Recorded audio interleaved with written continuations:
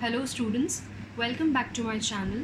Now in today's video, we will be discussing about the physical properties of alkyl halides. Now physical properties में वैसे तो बहुत ही rarely question आता है, लेकिन आपको entrance exams में जो MCQs आते हैं या board exams में भी कभी कभी MCQs में आपको ये question आ सकते हैं. Now whenever we talk about physical properties, आपको तीन चीज़ें बहुत ज़्यादा अच्छे से करनी है. एक ऑफ कोर्स है melting point and boiling points. The second point becomes about the solubility and the third one is physical state. Okay, now in तीनों में से भी अगर हम इम्पॉर्टेंट का बात करें तो मेल्टिंग पॉइंट, बॉइलिंग पॉइंट और सोल्यूबिलिटी बहुत ही ज़्यादा इम्पॉर्टेंट होता है. और इन दोनों को डिसाइड करने के लिए हम जो फैक्टर्स कंसिडर करते हैं वो होते हैं वैन डर वाल्स फोर्सेस और हाइड्रोजन बॉन्डिंग. तो ये वाले जो कॉन्सेप्ट हैं वो हर एक तरह के फंक्शनल ग्रुप वाले कंपाउंड्स के लिए कॉमन है.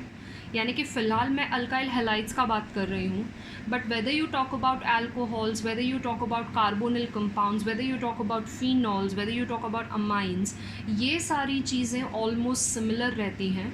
सिर्फ कंपाउंड बदलते हैं तो उनके वैल्यूज़ चेंज होते हैं, but the concept remains the same. So today we'll be talking about the physical properties of alkyl halides. But before I do that, I'd like to request you to please subscribe to my channel if you haven't already.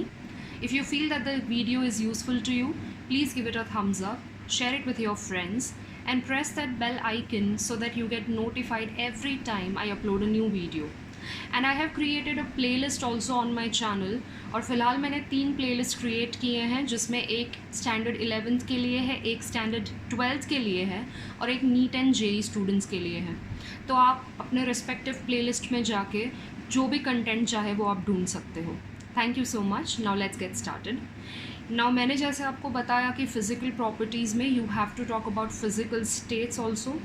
सो जो lower members होते हैं, now when I से lower members का मतलब है कि जिनके पास 1 से लेके 3 या 4 तक कार्बन एटम हो. यानी कि मीथेन से लेके ब्यूटेन तक के डेरिवेटिव्स या मीथेन से लेके प्रोपेन तक के डेरिवेटिव्स को हम जनरली लोअर मेंबर्स कंसिडर करते हैं. So lower members like methyl chloride, methyl bromide, ethyl chloride etcetera, they are gases. इनका फेस क्या है? गैस है.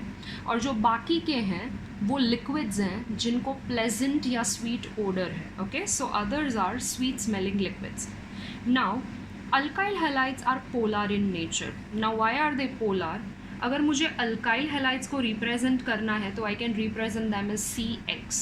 कार्बन और हैलोजन के बीच में बॉन्ड है. Of course carbon will be surrounded by 3 other atoms और groups. Now as you all know that halogens are electronegative elements. तो ये हैलोजन क्या करेंगे? कार्बन से इलेक्ट्रॉन्स पुल करेंगे. As a result of which halogens will acquire delta negative, that is partial negative charge, and carbon will acquire delta positive, that is partial positive charge. यानी कि यहाँ पे polarity आ गया because there is a separation of charge due to the difference of electronegativity. तो ये वाला जो bond है वो polar है. That is why alkyl halides are polar in nature. अब क्योंकि ये पोलर हैं वो वाटर में इनसोल्यूबल हैं because they can not break hydrogen bonding that is already existing in water. Now water का formula is of course HOH. यहाँ पे ऑक्सीजन और हाइड्रोजन के बीच में already intramolecular hydrogen bond possible है, प्रेजेंट है. तो अल्काइल हैलाइड्स इसको ब्रेक नहीं कर पाते हैं. दैट इज़ वाई वो वाटर में इनसोल्यूबल हैं. Okay, now let us talk about the melting and boiling points. now आपको पता है जैसे जैसे molecular mass बढ़ता है, जैसे जैसे weight बढ़ता है, melting और boiling points भी increase होते हैं. that means melting and boiling points are directly proportional to the molar mass. okay, now suppose अगर मैंने alkyl halides का example लिया, if I take iodide, bromide, chloride and fluoride, alkyl group सब में similar है, let us say सब में CH3 है. तो अब अल्काइल ग्रुप तो सब में सेम है, तो हम हैलोजन के बेस पर डिसाइड करेंगे. सो सबसे ज़्यादा एटॉमिक मास आयोडीन का होता है. So alkyl iodides will have the highest boiling point followed by bromide, chloride and iodide if the alkyl group is same. Okay, now melting और बॉइलिंग पॉइंट के लिए जो दूसरा फैक्टर होता है वो होता है ब्रांचिंग. अगर आपने आइसोमेरिक अल्काइल हैलाइड्स कंसिडर किया है, आइसोमेरिक अल्काइल हैलाइड्स में क्या होगा, मोलार मास तो सेम होगा, यानी कि मोलार मास के बेसिस पे हम बॉइलिंग पॉइंट्स डिसाइड नहीं कर पाएंगे, तो आपको ब्रांचिंग के बेसिस पे डिसाइड करना है. Suppose I consider all the isomers of butyl halide. Okay, now butyl halide के अगर मुझे आइसोमर्स लिखने हैं तो जो सबसे पहला आइसोमर होगा वो डेफिनेटली ये होगा, that is n butyl halide. Then I can write isobutyl halide as well. Okay, so this is my isobutyl halide. I can write sec butyl halide as well, so this is my secondary butyl halide. And then I can finally have tertiary butyl halide. Okay, so these are the 4 isomers which are possible for butyl halide. Now ये isomers हैं, यानी कि इनका molecular mass same है. तो फिर आप कैसे डिसाइड करेंगे? You will decide it on the basis of branching. जैसे जैसे ब्रांचिंग बढ़ता है सरफेस एरिया कम होते जाता है.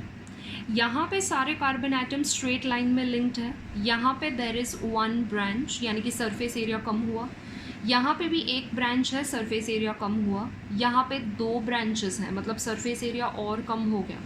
मोर ओवर इसको आप एक और तरीके से देख सकते हो कि ये जो टर्शियरी ब्यूटाइल हैलाइड है उसमें ये जो कार्बन है जिससे फंक्शनल ग्रुप अटैच्ड है, this carbon is surrounded by so many groups together. इस कार्बन के आसपास 4 ग्रुप्स हैं ना. 4 ग्रुप्स होने की वजह से ये कार्बन बहुत ही ज़्यादा क्राउडेड है. There is a lot of steric hindrance around this carbon, यानी कि ये वाले जो बॉन्ड्स हैं वो वीक होंगे, और अगर ये वाले बॉन्ड्स वीक हैं तो उनको आप लो टेम्परेचर पे भी ब्रेक कर सकते हो. दैट मीन्स टर्शियरी हैलाइड का जो बॉइलिंग पॉइंट है वो सबसे कम होगा. तो आपको ये ऐसे याद रखना है कि अगर आपको आइसोमेरिक हैलाइड्स दिए गए हैं या किसी भी कंपाउंड के आइसोमर्स दिए गए हैं तो आपको ब्रांचिंग चेक करना है. जहाँ पे ब्रांचिंग मैक्सिमम होगा वहाँ पे मेल्टिंग या बॉइलिंग पॉइंट मिनिमम होता है, और जो स्ट्रेट चेन वाले कंपाउंड्स होते हैं उनके केस में मेल्टिंग या बॉइलिंग पॉइंट ज़्यादा होता है. ओके, सो ये पॉइंट क्या है कि जैसे जैसे ब्रांचिंग बढ़ता है सरफेस एरिया डिक्रीज़ होता है, और सरफेस एरिया डिक्रीज़ होने की वजह से क्या होता है, वैन डर वाल्स फोर्सेस भी डिक्रीज़ हो जाते हैं. वैन डर वाल्स फोर्सेस वो होते हैं जो ग्रुप्स को एक साथ होल्ड करके रखते हैं, तो वो भी डिक्रीज़ हो जाते हैं, जिसकी वजह से बॉइलिंग पॉइंट भी डिक्रीज़ होता है. Now let us talk about density. तो जो डिक्रीजिंग ऑर्डर ऑफ डेंसिटी है वो है आयोडाइड्स का डेंसिटी मैक्सिमम होगा. नाउ डेंसिटी का फॉर्मूला आप सबको पता है, density is equal to mass upon volume. That means density is directly proportional to the mass. तो यहाँ पे भी अल्काइल ग्रुप्स अगर हम सेम रखें तो हमें मास किसके बेसिस पर डिसाइड करना होगा, of course on the basis of halogen. तो हैलोजेंस में आयोडीन का एटॉमिक मास सबसे ज़्यादा है और डेंसिटी मास को डायरेक्टली प्रोपोर्शनल है, मतलब आयोडाइड्स का डेंसिटी मैक्सिमम होगा, followed by bromides, chlorides and fluorides. But if you talk about the stability order, then fluorides will be more stable, chloride, bromide and iodide. Okay, ना stability का meaning है कि जो bond है वो easily break नहीं होगा. सो यहाँ पे अट्रैक्शन मैक्सिमम है, that is why this bond will not break, यानी कि ये अपने ओरिजिनल फॉर्म में ही रहना पसंद करेगा, यानी कि वो ज़्यादा स्टेबल है लेकिन वो कम रिएक्टिव है. ओके, इसका रिएक्टिविटी कम है. This I have already explained you when we were doing the methods of preparation. Now if you talk about alkyl iodides, अगर अल्काइल आयोडाइड्स को आपने सनलाइट में एक्सपोज करके रख दिया तो दे विल टर्न वॉयलेट और ब्राउन. ओके, आयोडीन का जब हम कन्फर्मेटरी टेस्ट करते हैं, सिर्फ आयोडीन आइडेंटिफाई करना है, तो usually we get violet coloured vapours, okay, और violet coloured solid depending on the test you are doing. तो अल्काइल आयोडाइड्स को जब हम सनलाइट में एक्सपोज करके रखते हैं तो they turn very dark colour, यानी कि वॉयलेट हो जाते हैं या ब्राउन कलर के हो जाते हैं. So these are the physical properties of alkyl halides. Now we will be doing more of physical properties when we go for the next compounds. But मैंने जैसे आपको बताया कि ये जो points हैं वो constant रहते हैं, कि you have to talk about solubility, you have to talk about melting and boiling points, and अगर कोई special property हो उस क्लास ऑफ कंपाउंड का तो उसके बारे में आपको डिस्कस करना है, जैसे यहाँ पे हमने अल्काइल आयोडाइड्स के बारे में डिस्कस किया. So I hope you have understood this. I will see you in my next video. Until then, happy learning. Thank you so much.